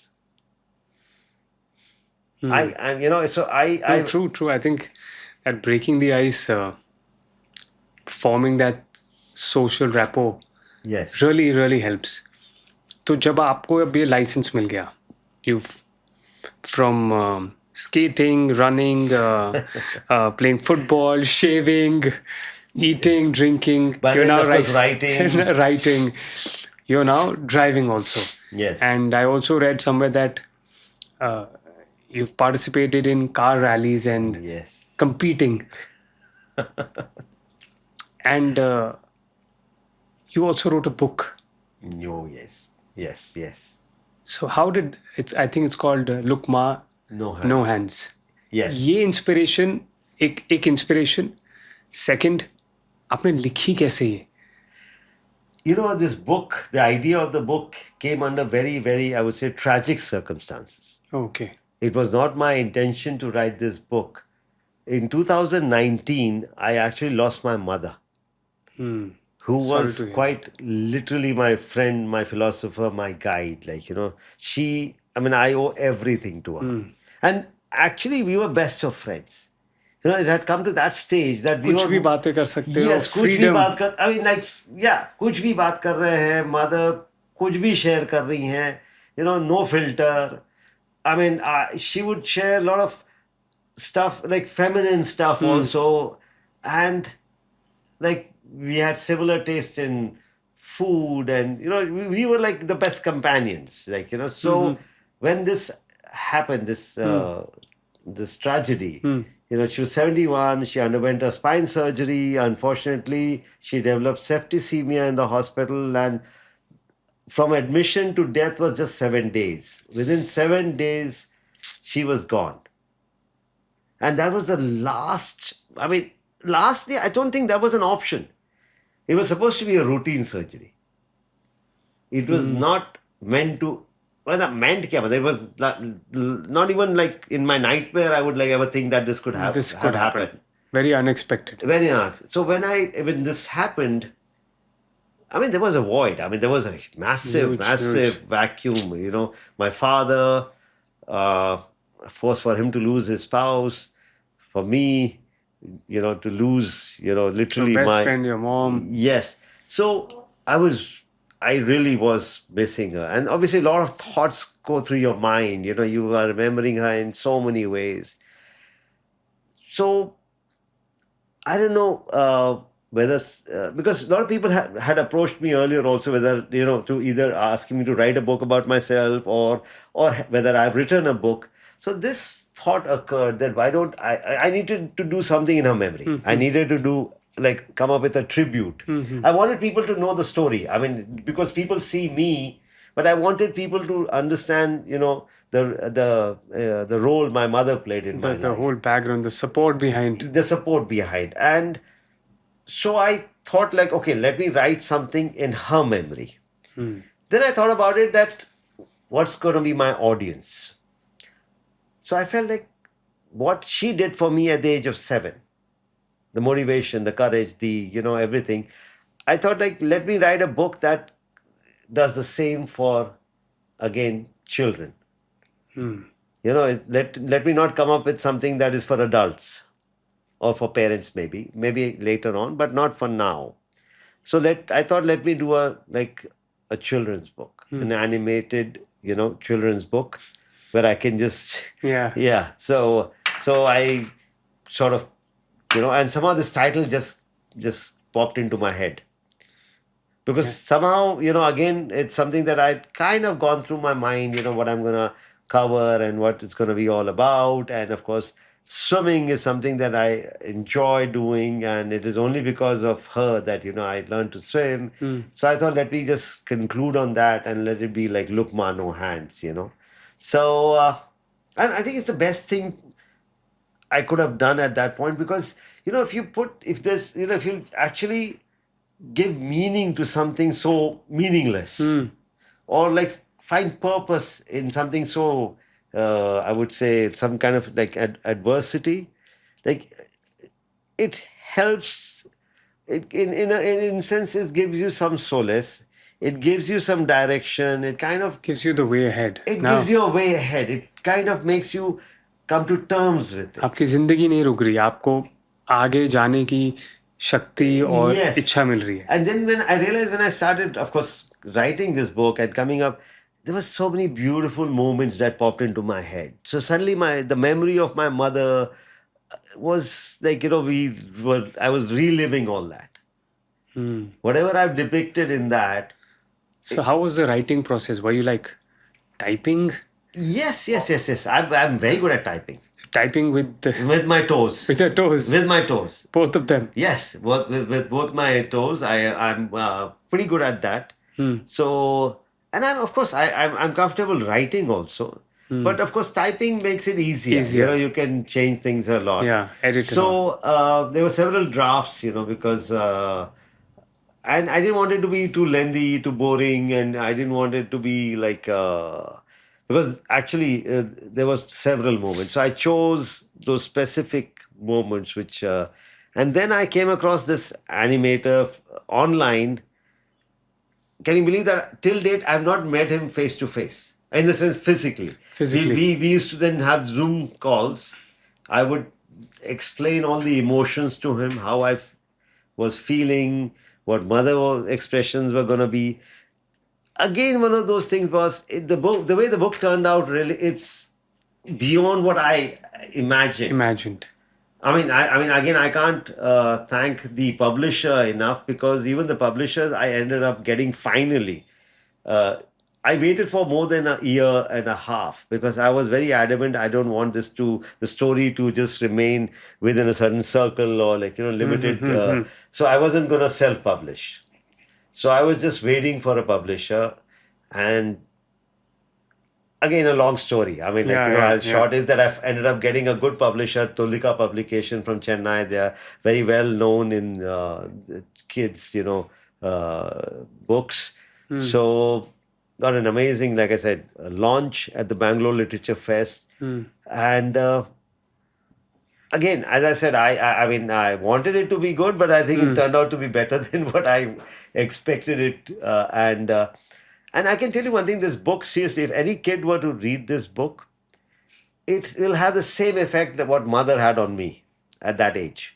Beautiful. It'll give them that confidence. It'll give them, it'll actually... That encouragement. That encouragement, the courage also, that it doesn't matter, whether you have hands or not, what you really need is just determination and, because this book is all about courage. It's about relationship, about gratitude. It is it's about willpower. It's about my brother again is is depicted in this book. So I think this as the friendly rival. No, he was so sweet. I tell you, he was. Because whenever we used to get into a fight, so he would use his hands and I would use my legs. Who wins? So he would hit me slowly and I would go with full power with my legs. And my brother would run to my mother and he's like, why don't you tell him that one punch is not equal to one kick? He was so sweet, and we had this Premier Padmini car, Fiat, and we both had our own doors. Getting in from behind. So he would be behind father's and mine would be behind my mother so whenever we got into a fight, we'd just go and bang each other's door जोर से दरवाजा बंद कर. You would feel that hurt. So yeah, we had a wonderful childhood and I can write a book on coincidences. You should. I think you should. Because my life exemplifies that. I'm sorry. All the serendipity. I don't moments. seem to have an answer for many things. I don't seem to have a plan or a strategy or a thought. The thought is there, but it's never this is my game plan. This is what I want to do, and this is how it's happening. Yes, I'm somebody who just goes with the flow. I've begun to trust my instinct. It's I don't know, that gut feeling. Yeah. I'm trying to hone that. So now I also know that you run a couple of businesses and have been a serial entrepreneur, despite from a normal person's perspective, all the conditions and the challenges. What is the game plan? You said, I think people look up to you in some way as the winning of the human spirit. Yes. So is there some plan that you're looking to, bring this out to the world? I feel literally humbled and quite overwhelmed by the thought that somebody who was thought to be somebody who's going to need a lot of care and who would need support, now I'm in a position to actually help others. I can really, I feel that I'm in that position that I can really make a difference to other people's lives, which I never imagined that, this is how it's going to sort of turn out. So I feel that this is my calling. This is I would say the purpose of my life. I think why God made me the way I am, why I lost my hands. So, कभी आपने सोचा था कि this incident will happen to you and all of these positive changes will come from it. You will start developing so many skill sets, do businesses, go on for your permanent license, speak to a large gathering. I know you guys are coming from a very large gathering. And then come to Beyond Billable show? This is how Kapil Sharma says. नहीं, सब कभी I सोचा think था आपने आप यहाँ पर आएंगे? नहीं, सब, it was always my, kind of, aspiration that one day Rohan is going to invite me on Yes, it. yes. And that's when I would realize that I've really made it. Yes. I made a difference. Well said, well I think, said. I made a difference. Because when I've actually helped 18 other differently able people to get licenses. It's now kind of become my mission. Wow. You can say that, because I was the first, but definitely that was never the intention. That is why I fought for it, because I wasn't just fighting for myself. It was literally for the entire differently able community. Everybody who was rejected on some frivolous, grounds, that that became my literally the fire, the mission. Yes, and I tell people this, that when you realize that you're fighting for a larger, Something bigger than yourself. you will not give up, man. You get a lot of strength. You will fight, even But harder. actually, does it feel you get more power from? You get a lot of power. You realize your responsibility. You realize that one small mistake that you make will affect so many people. So The stakes become higher. The stakes become higher. And actually, see, if had it been just for myself, maybe I would have somewhere thought, "Jane dete hain." Let it be. It's not But I worth think it. that's also not the life's plan. God's plan for you also. So again, that is what I'm saying. See, now I'm coming to that conclusion that this is what was destined. I think this was God's plan, and this is what He wants from me. And now it's like become again a responsibility that I owe it. And of course, ever since I've got married to Prachi here, I think she's again a very, very, I would say, inspiring lady. I know. I think she's so focused. She is very hardworking. Initially, I used to joke, even now I do, that she's hardworking and I'm hardly working. So we make a perfect couple. Yeah. And she's literally now, taken like my mother's place as a. She's twisting my tail. She's literally after me to actually realize, what all I can, all I have to offer. So again, that is again something that I feel is a divine intervention. I think he realized that this guy is becoming too lazy and he's becoming how did you guys meet? Oh, that was so good. See, we met, in fact, we got married in 2024. We seriously actually started dating in 2022. But we had met for the first time in 2016. 16. 16. Wow. That was the first time we met. By then, I had actually received the license, and that kind of became The license to marry also. no, that became my. I suddenly gained like a celebrity status. Like literally, I became famous. So people started inviting me as chief guests to schools and colleges and. As like it's a symbol of. So when I of course met you also, and I met Prachi, I keep telling both of you that just from an outside in perspective, you guys are a symbol of inspiration. I think maybe that's what it's also happening with people inviting you to come to their homes, to their institutions. I think you guys are coming, and after addressing a big gathering at Patna. Yes. Over 6,000 students. So what was the message that you essentially left them with?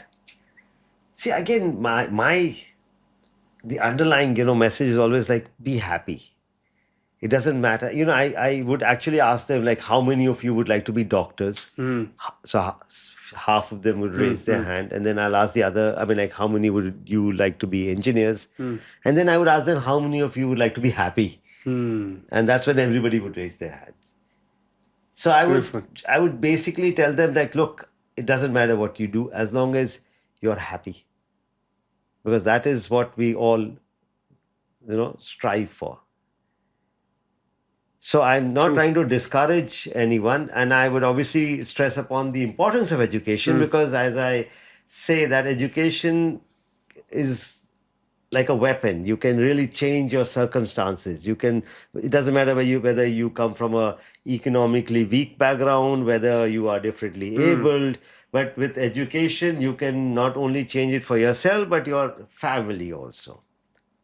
Really use it as a tool to uplift yourself and others. Exactly. So there's no substitute for that. And of course, I would always tell them that, the other thing is like always face challenges or hurdles and obstacles. In fact, if you're not coming across, then as they say, you're on the wrong path. So how to perceive challenges? I mean, I would tell them they're like literally your best friends. I mean, they are there to make you better. They make you a better person.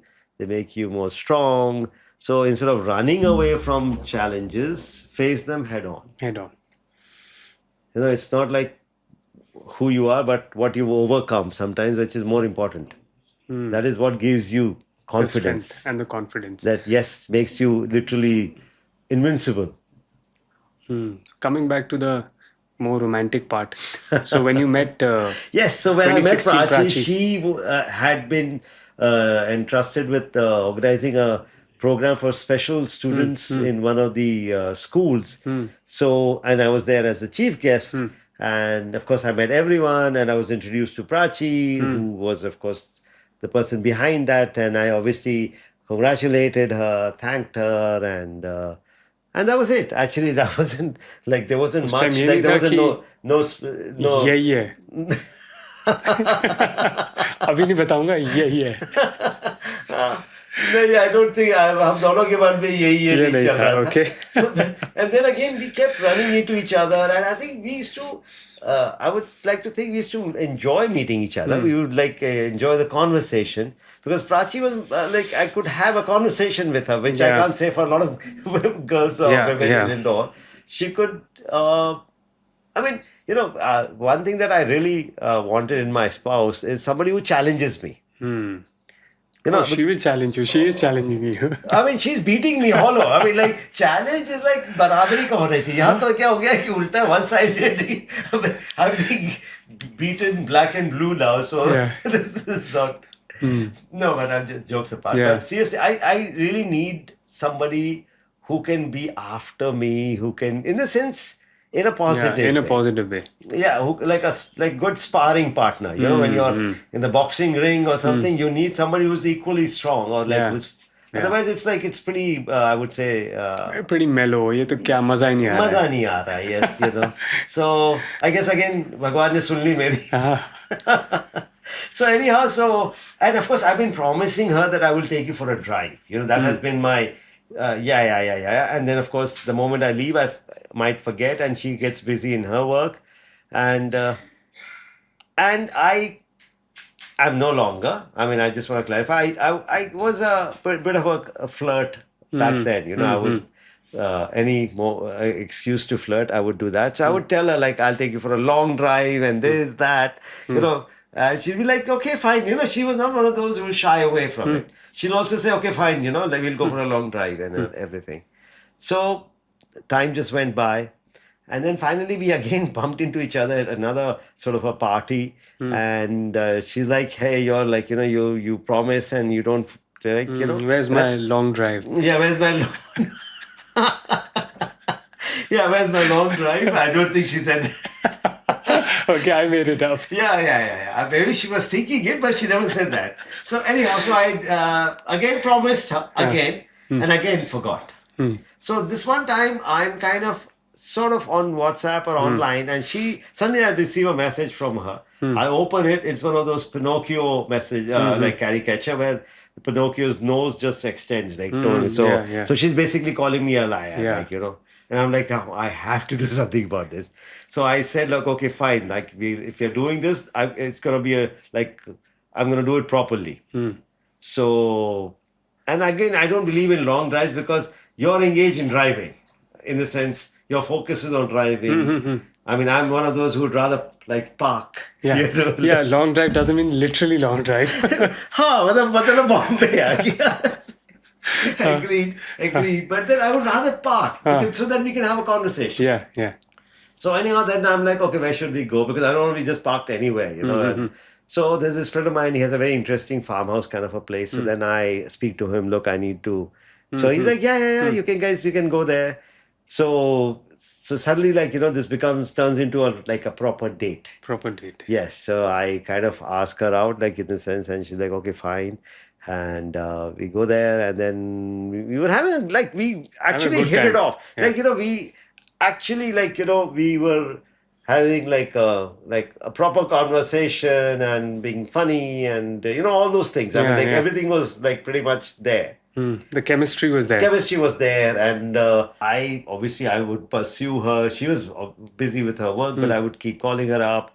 And I think within a month or so, I think month or 2 months, I proposed to her. It was so fast. Wow. I mean, and Prachi, I don't think was prepared. She was not ready for that, because I just, will you marry me, all of a sudden. And she's like, I mean, I don't know. I mean, I can't recall what her response was like. She didn't say yes immediately, but she's like, "What happened?" Impliedly, at least. It was more like, "What happened?" Why? But then I guess, and then of course, I'm sure she started weighing all the options, and so she said yes. So yeah, so I said, "Okay, great, super," and. So then, as I say, rest is history. Rest is history. Yes, and we had a wonderful wedding. Prachi wanted to have the whole, Indian, all the rituals and the proper wedding. I was a bit reluctant, but she said, no, nothing doing, you have to do it. So, from putting on the Varmala, whatever the other one, or even the vermilion, the sindoor in her Right. mang, I put it with my legs. I mean, with my leg. Wow. It was placed on a coin. With the coin, I put it on her head, and I didn't drop a single speck on her. Otherwise, most people end up like putting it on the nose or something. It falls. Yeah. But I managed to. I mean, everything. It was actually, again, it just happened so naturally. It was not, and even I'm really grateful to her family, her entire family. They were so supportive. I mean, my family was there, their family was there, and everybody was having a blast. I mean, everybody was having a a gala time. I think a lot of people said that we haven't had so much fun in a wedding. In a wedding. And there were no awkward moments. There could have been, but I think it went just like clockwork. So again, I'm really glad that, in a sense, that you've managed to really live all aspects of life. Yes. From relationship to having a very normal life where it's a lot of physical activity you have, a lot of friends, you're in business, now you're helping out a lot of people.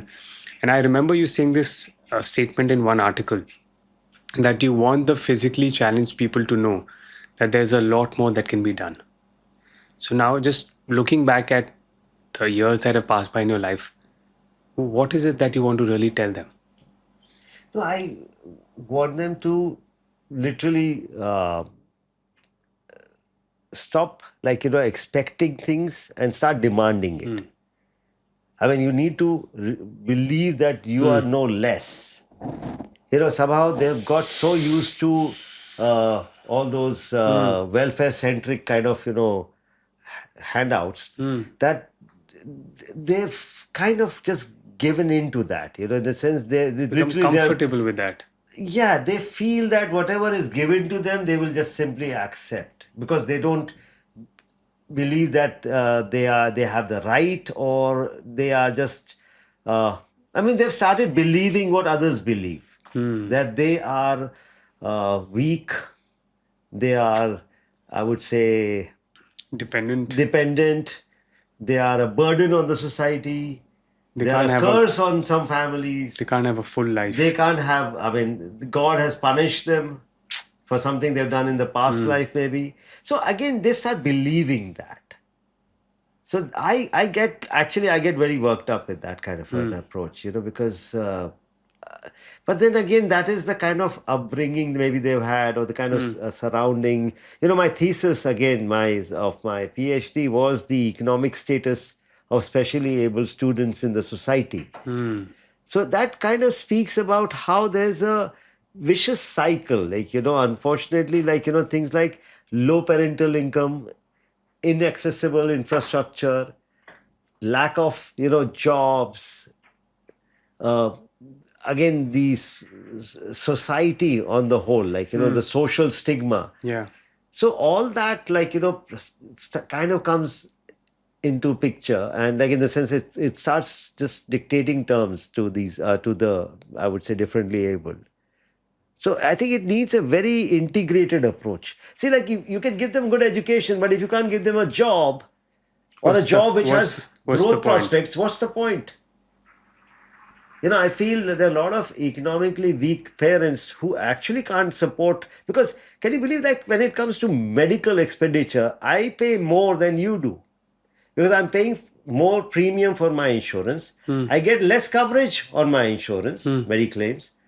I need assistive like devices. I have to pay for that. Maybe need some more medicines. So imagine that already I'm economically weak, or I'm not able to, and I have to pay more. The cost of living automatically is much higher. It's much higher.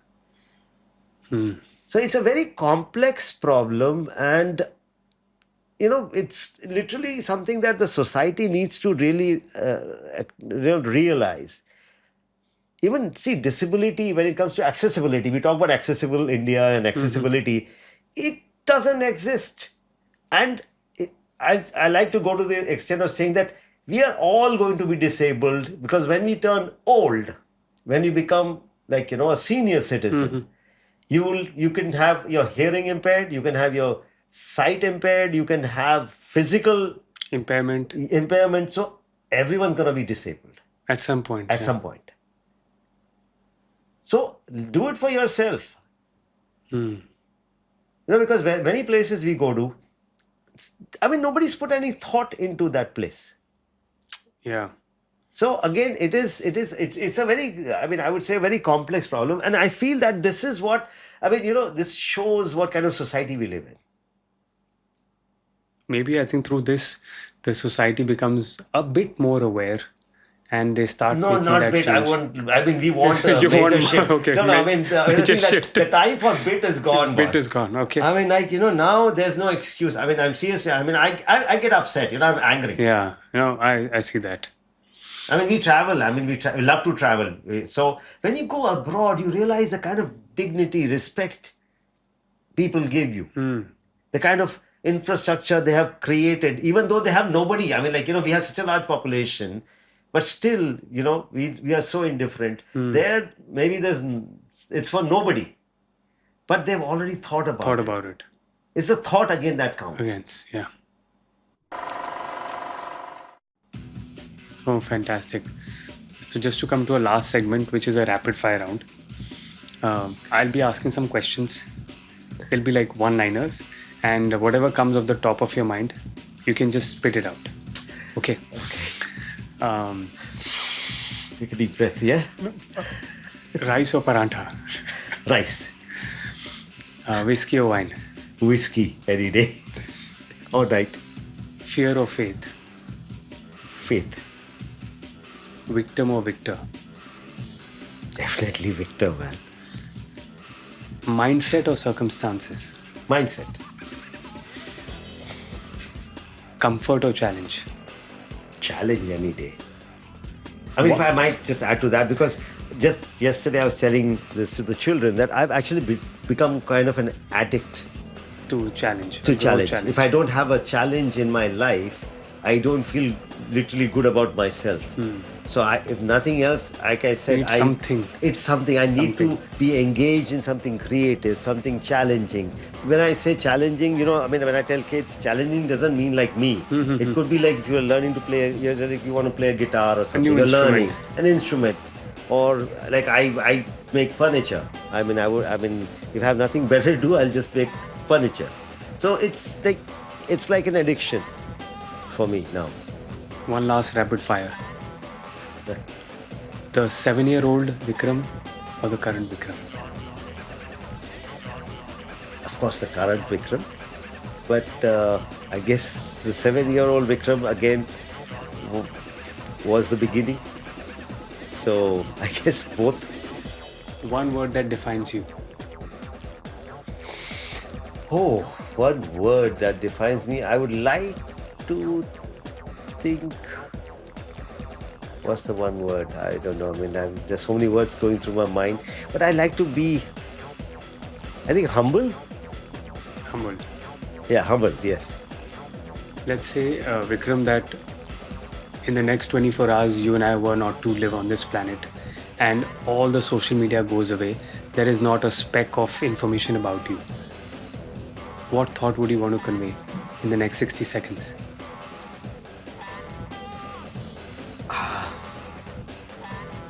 I mean, I'm trying to actually, come up with an answer, man. I mean, but convey to whom? To the people who we leave behind. No, I would, of course, see that moment will be spent with my family, my loved and dear ones. So what would you want to tell them? I mean, obviously that, I wish we had more time, but I enjoyed every moment and how much I love them and really how important they were. I mean, again, and to the world you at can large. edit this part. I mean, please, I'm saying it. You can edit this part. But this thought, came to my mind just yesterday night when we were flying in from Patna to Delhi. Prachi was sitting in the first row. I was supposed to be sitting next to her, but one of her colleagues, we exchanged seats. So the ladies were sitting in front and I was sitting in 14th row. And I don't know. I mean, I come up with all these stupid scenarios. So one of them was, what if this plane was crashing? And I was like, fuck, I need to get out of my chair and run to Prachi. Even if it's gonna nosedive, but just before it does that, I need to be beside her. Beside her. And not like in 14th row. Not like 14th row. And what would be the message for the world at large? Just in one sentence or so. So pause karo. Pause kar lo. Sorry for the lawyer questioning. I mean, because I'm not one of those, मैं ज़्यादा ज्ञान, in the sense I don't tell people how to lead their lives or what they should be doing, or I'm somebody I would rather lead by example or like just try to inspire people. But if you tell me like use words to do it, in the sense do this or like so I struggle actually, because this question is asked many a time. Yeah. It's not, but I always struggle in answering that. What's my message to the world is, I don't know what. Let me think. Yeah, of course. Take your time. Yeah, it's meant to be that tricky. I want it to come out. Again, see, अब पता नहीं मेरे दिमाग में आ गया. All you need is love, man. It's like Maybe all you need is love. Yes, no, I truly believe that. Ultimately, all you need is love. Because if you have love in your life, I think, it actually you start looking through those tinted glass. Yeah. So I think everything seems happy and, it puts you in that kind of frame of mind. So I think being in love, having love in life, is, I would say, the best thing, I can live with that. Yeah. It's part of that. Thank you. Yes, I think we can all. We can all live with that. Yeah. And so, thank you again, Vikram, for coming to Beyond Billables. It was a special discussion today. no, thank you. I thoroughly enjoyed having this conversation. I mean, you're amazing. You're amazing too.